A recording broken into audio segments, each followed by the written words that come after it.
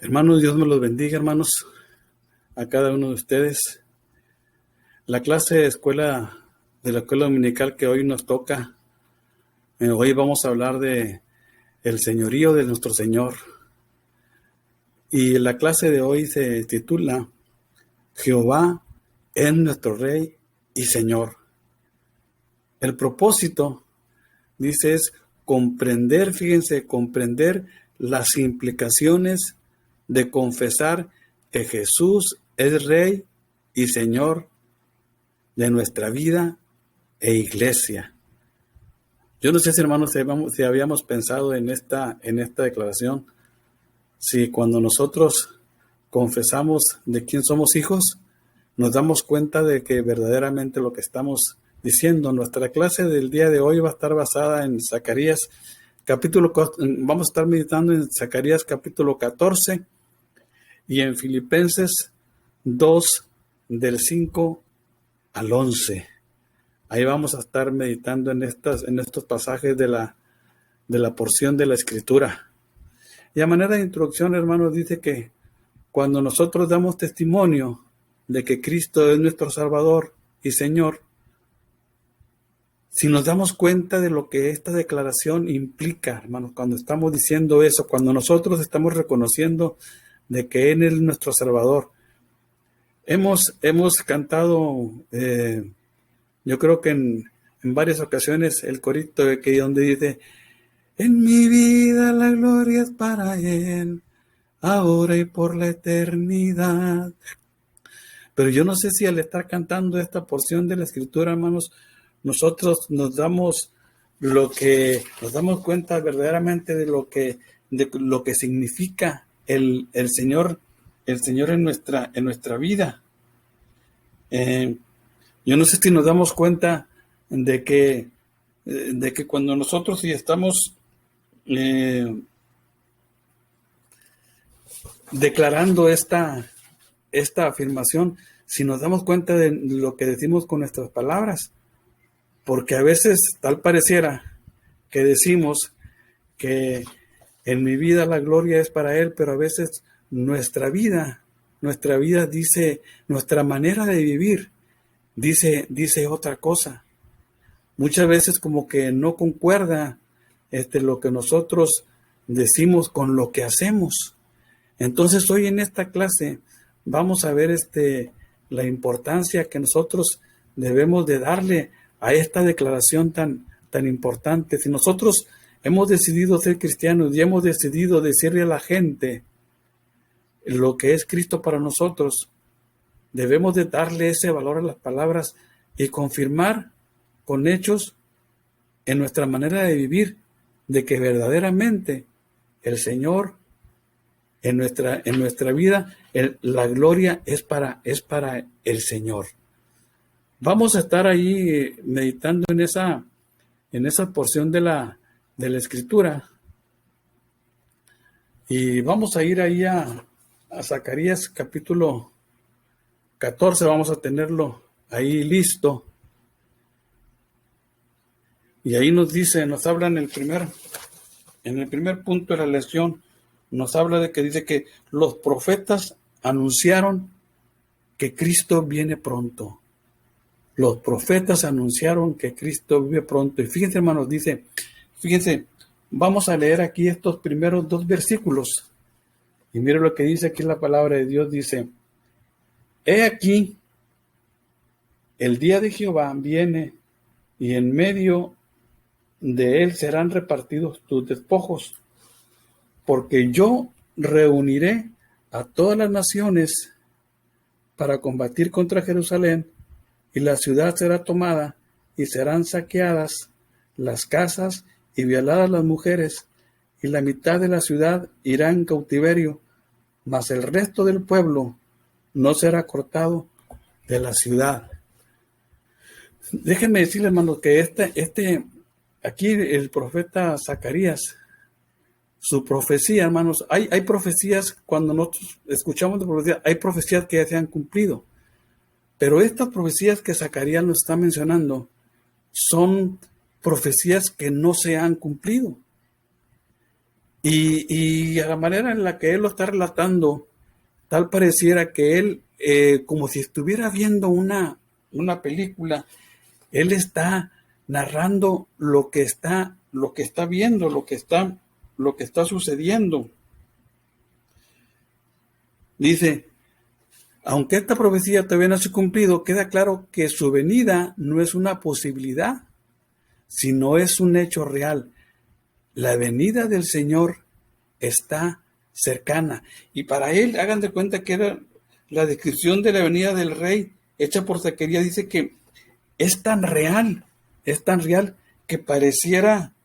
dice que pareciera que el profeta está narrando, dice, una situación histórica que había presenciado.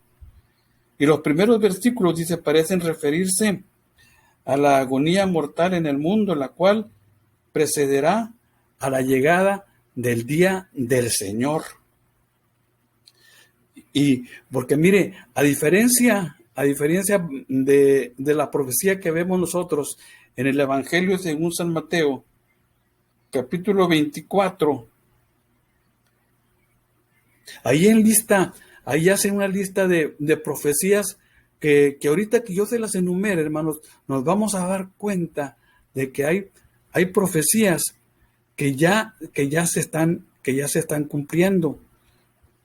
Por ejemplo, ahí nos habla en esos versículos, en Mateo 24, del 3 al 28, si nosotros lo podemos ver, nos habla que va a haber falsos cristos. Y mire, hermano, esa es una profecía ya cumplida. El que haya personas que se hayan anunciado como Jesucristo, eso ya ha sucedido. Yo recuerdo un predicador que allá en Estados Unidos que se apellidaba, porque creo que ya hasta falleció, se apellidaba Miranda. Él decía que él era el Cristo. Y así yo, al menos en lo que yo tengo de vida, yo he visto varias personas que han dicho que ellos son el Cristo. Entonces podemos decir que esta profecía ya se cumplió. Nos habla ahí en el Evangelio según San Mateo también nos habla de guerras y de rumores de guerras. Y hermano, pues eso casi está a la orden del día. Ahorita hay varios lugares donde hay guerras. Y ya no solamente rumores, sino que hay guerras en varios lugares. Otra profecía que nos habla aquí dice que va a haber pestes, hambres, terremotos. ¿Y eso a qué le suena, hermano? Eso también ya ha sucedido, ¿verdad? Ahorita también, si simplemente nosotros acabamos y no acabamos, estamos en una pandemia, estamos en algo que esto ya fue profetizado, porque todos estos acontecimientos, hermanos, nos están diciendo que cerca está la venida del Señor. Nos dice que va a haber falsos profetas también. Nos dice también que va a haber una gran tribulación. Y dice que y hasta a muchos, dice, muchos morirán. Y fíjate que nos presenta aquí en el Evangelio, nos presenta vamos a decir así, una lista de sucesos que ya han acontecido según un programa profético, ¿verdad? Y ahí cuando uno ve el Evangelio según San Mateo en el capítulo 24, ahí nos dice, pero cuando el Evangelio sea predicado en todo el mundo, dice, entonces vendrá el fin. Fíjense, hermano, cuánto han pasado ya miles de años y todavía el Evangelio no se ha predicado en todo el mundo. ¿Por qué piensa usted, hermano, que esa sería, vamos a decir así, la última profecía vamos a decir así, del programa profético? Les voy a decir al menos lo que yo personalmente pienso. Dice que cuando el Evangelio sea predicado en todo el mundo, entonces vendrá el fin. Porque yo creo que no quiere que haya un pretexto de que alguien diga en un momento, no, a mí nadie me habló, a mí nadie me dijo, yo nunca supe del Señor Jesús, a mí nadie me predicó. No, por eso la palabra y la profecía dice que hasta que el Evangelio sea predicado en todo el mundo, entonces vendrá el fin. Y mire, hermano, que aunque tal pareciera que por la tecnología que hay hoy fuera difícil de que eso llegue a acontecer, pues déjeme decirle que no. Hay lugares donde no ha llegado el Evangelio. No ha llegado el Evangelio. Lugares muy, muy remotos. Hay veces que a uno hasta se le hace imposible de que por ejemplo, de pronto descubren, a mí uno de los canales que me gusta mucho ver es el Discovery Channel. Y una vez me di cuenta de que llegaron a lugares donde nadie había llegado. ¿Y en qué año estamos? Pero hay lugares donde no habían tenido contacto con la civilización. Son personas que no quieren tener se sienten ellos tan vulnerables de que si tienen contacto con otras personas pudieran tener las enfermedades que nosotros tenemos, porque ellos están, así como están bien, que no quieren tener contacto con la civilización. Y hay lugares que así son, mucho menos de que se les hable de la palabra. Pero la palabra, por eso dice que cuando el Evangelio sea predicado en todo, entonces vendrá el fin. Dice aquí el siguiente punto, el día de Jehová o del Señor. Dice, esta es una frase que usaron los profetas para anunciar el día que vendría el Mesías a liberar el pueblo de Dios del dominio de los pueblos que los sojuzgaban. Y mire, hermanos, dice que ese día, dice aquí que sería un día de victoria. Dice, ¿qué dicen? Dice que aquí en los versículos del 6 al 8, dice que fíjate que ese día, hermano, va a ser un día desconcertante, hermanos, para muchos.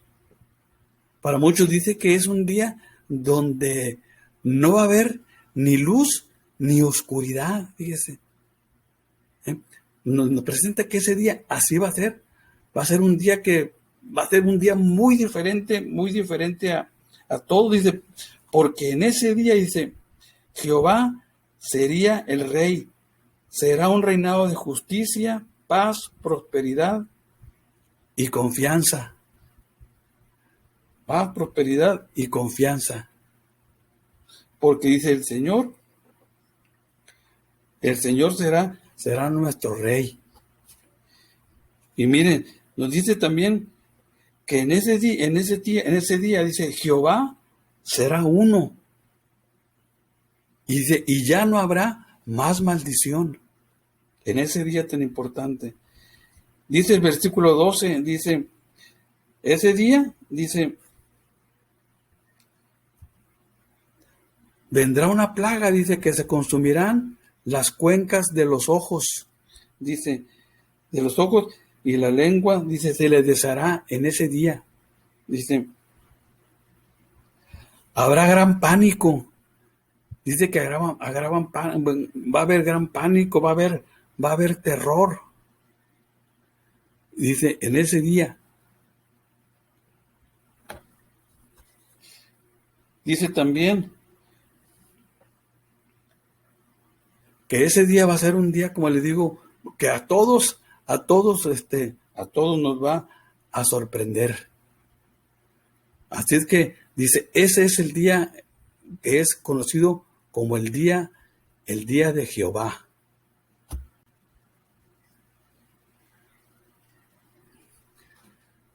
Vamos a pasar ahora, hermanos, a la carta del apóstol Pablo a los Filipenses, al capítulo 2. Y vamos a dar lectura del versículo 5 al versículo 11. Filipenses 2, del 5 al 11.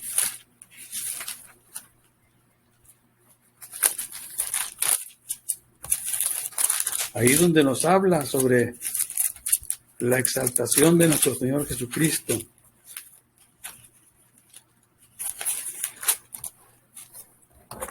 Dice la palabra de Dios así: haya pues en vosotros este sentir que hubo también en Cristo Jesús, el cual siendo en forma de Dios, no estimó el ser igual a Dios como cosa a que aferrarse, sino que se despojó a sí mismo, tomando forma de siervo, hecho semejante a los hombres, y estando en la condición de hombre, se humilló a sí mismo, haciéndose obediente hasta la muerte, y muerte de cruz. Por lo cual, Dios también le exaltó hasta lo sumo, y le dio un nombre que es sobre todo nombre, para que en el nombre de Jesús se doble toda rodilla de los que están en los cielos y en la tierra y debajo de la tierra, y toda lengua confiese que Jesucristo es el Señor. ¿Sí? Jesucristo nuestro Señor y Rey soberano. Cuando nosotros leemos, hermano, el Nuevo Testamento, inmediatamente nos damos cuenta de que el mensaje central es Cristo. Ahí donde anuncian, el mensaje central es donde se anuncia la llegada del Mesías.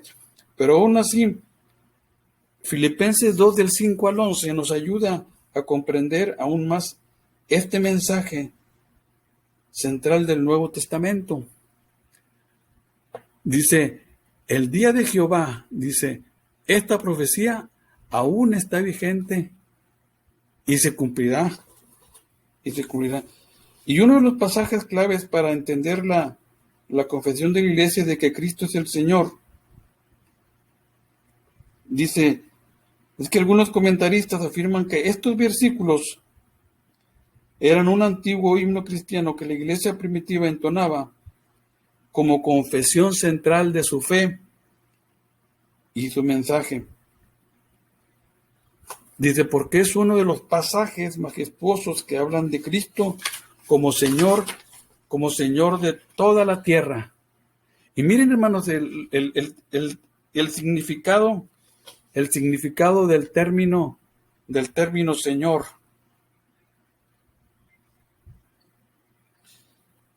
Dice que en el imperio romano, el término Señor era para referenciar al emperador romano, era para referirse a él. Dice, puesto que el César había constituido como el único señor del imperio romano al César, y César era reconocido como el Señor. Pero para la iglesia cristiana, hermanos, llegó a tener otro significado, principalmente, hermanos, después de la resurrección de nuestro Señor Jesucristo. Dice, por eso cuando se reunían y hablaban del Señor, siempre era para referirse a Jesucristo como el Señor de nuestras vidas, el Señor de la iglesia y el Señor del universo. Jesucristo es nuestro Señor y Rey soberano. Dice, porque ¿cuál fue el ejemplo que nos dio? Cristo, ahí como nos dio un ejemplo de obediencia. Si nosotros vemos ahí en los versículos que acabamos de leer, nos dice que Él fue obediente hasta la muerte. Dice, y muerte de cruz. Y dice que fue también un ejemplo de supremo servicio, dice, porque Él dice que estando en la condición de hombre, tomó la forma de siervo. Dice, y se hizo hombre. Dice, y toda su vida fue de un servicio, de el servir a la humanidad. Dice, porque él mismo lo declaró cuando él dijo que el Hijo del Hombre no vino para ser servido, sino para servir y para dar su vida en rescate de mucho. Dice que también fue un ejemplo de identificación. ¿Por qué? Porque, ¿qué dice ahí? Dice que Él se hizo semejante, se hizo semejante a los hombres, se hizo igual a nosotros. ¿Eh? O sea, ¿por qué? Para que vieran que Él no se aprovechó de su condición, sino que Él quiso sentir el hambre, quiso sentir el dolor, quiso sentir para que después no hubiera un pretexto, ¿verdad? Por eso Él dice que se identificó con nosotros, dice que su encarnación, dice, es la muestra más visible del amor de Dios. Y dice que también dice que fue un ejemplo de humildad y misión para la iglesia. Dice, porque estando en la condición de hombre, dice, se humilló a sí mismo. Y es importante, dice, que nosotros nos demos cuenta, dice, por eso dice aquí la palabra, el Señor dice, por eso me ama el Padre, porque yo pongo mi vida para volverla a tomar. Entonces dice que también fue un ejemplo de misión para su iglesia, que dijo, haya pues en vosotros este sentir que hubo también en Cristo Jesús. ¿Qué significa todo esto? Que la obediencia, servicio, identificación y humildad vistos en Jesucristo tienen que ser los parámetros para nuestra vida. Todos estos atributos que tenía el Señor, dice, es la manera en que nosotros nos vamos a medir, dice, pero tenemos que comprender que este estilo de vida tiene que comenzar aquí. Tiene que comenzar aquí.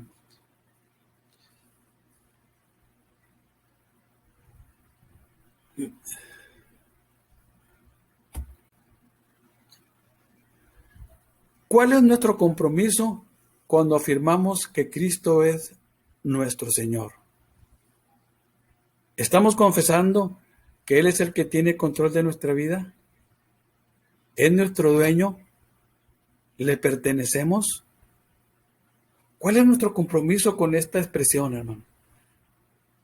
Yo creo que es algo que debemos de meditar, de ponernos bien, de pensar bien qué es lo que estamos diciendo.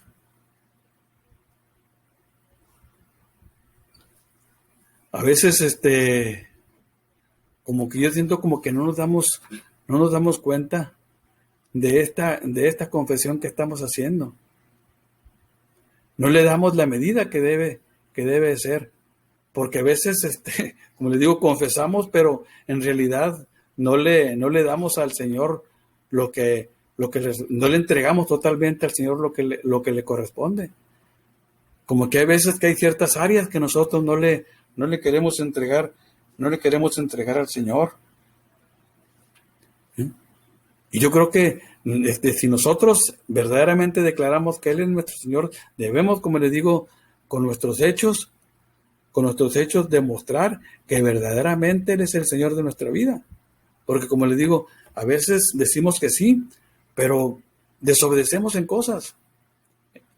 Y desobedecemos en cosas muy, muy esenciales. Entonces, tenemos que estar seguros de que lo que nosotros decimos, mostrar con hechos de que así es. Jesucristo es nuestro Rey y Señor. Gracias a los evangelios y a las cartas de Pablo, comprendemos mejor el mensaje de la profecía de Zacarías. Como iglesia, debemos proclamar el reino de Dios y su justicia. Debemos proclamar el reino de Dios y su justicia. Eso es muy importante, hermano. Porque a veces nos hemos quedado de que Dios es un Dios de amor, pero también tenemos que recordar que Dios es un Dios justo. Y nosotros debemos de decirlo. Y miren, y es algo difícil porque tal parece que afuera en el mundo tienen el concepto de que Dios es amor y nada más. Y sí, hermanos, Dios es amor. Pero va a llegar, y ahorita aquí nos hablan, hemos visto que nos habla de una segunda venida de nuestro Señor, que lo estamos esperando y que las profecías se están cumpliendo, pero cuando Él venga, Él va a venir de una manera diferente. Hoy lo tenemos como abogado. Hoy dice que Él es abogado para nosotros, pero el día que Él venga, ese día Él va a venir como juez. Por eso aquí habla de justicia. Jesucristo es nuestro Rey. Dice, es nuestro Rey y dice, y debemos de proclamar ese reino y su justicia también. Quizás a lo mejor nosotros aquí en México no entendemos mucho cómo es un rey, porque no tenemos rey. Aquí nuestro gobierno es diferente. Nuestro gobierno es diferente. Pero un rey es soberano. Pero también es justo.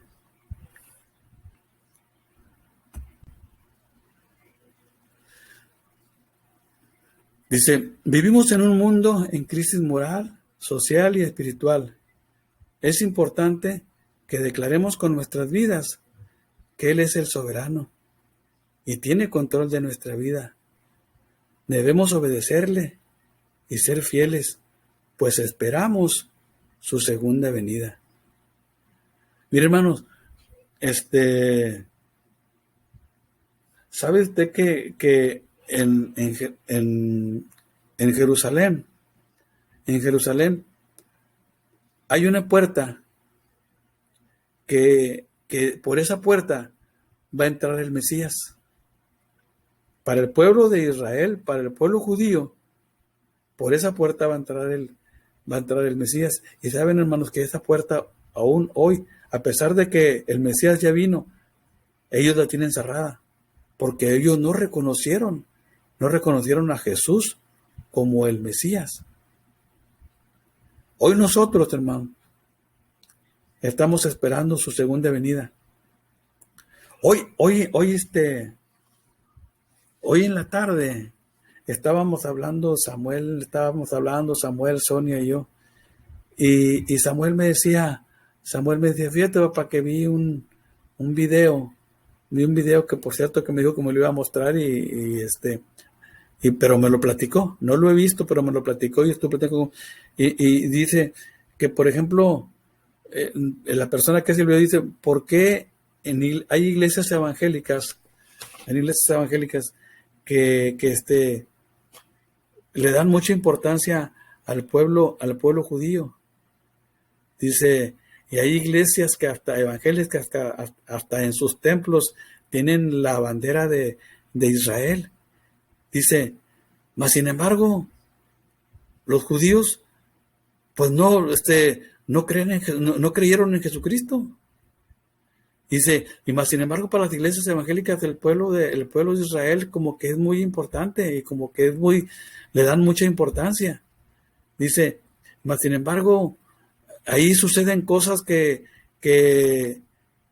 no están bien, de acuerdo a lo que nosotros, a lo que Dios quiere.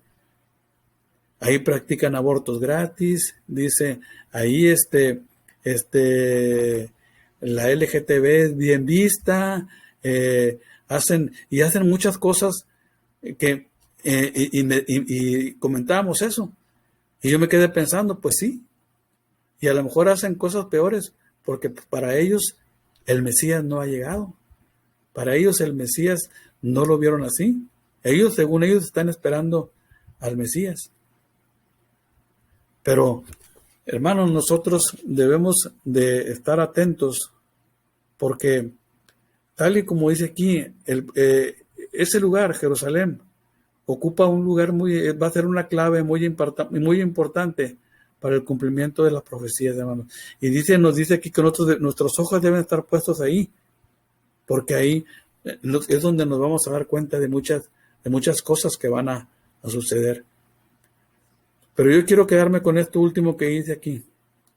Debemos obedecerle y ser fieles, pues esperamos su segunda venida. Ven, Señor Jesús. Dice Apocalipsis 22:20. quiero terminar con esto. Dice, vivimos en medio de una crisis moral, social y espiritual. No hay esperanza de que mejore solo con el esfuerzo humano. Sin embargo, aún en medio de esa situación, los creyentes esperamos pacientemente la llegada de nuestro Rey de Reyes y Señor de Señores. Dios bendiga, hermanos.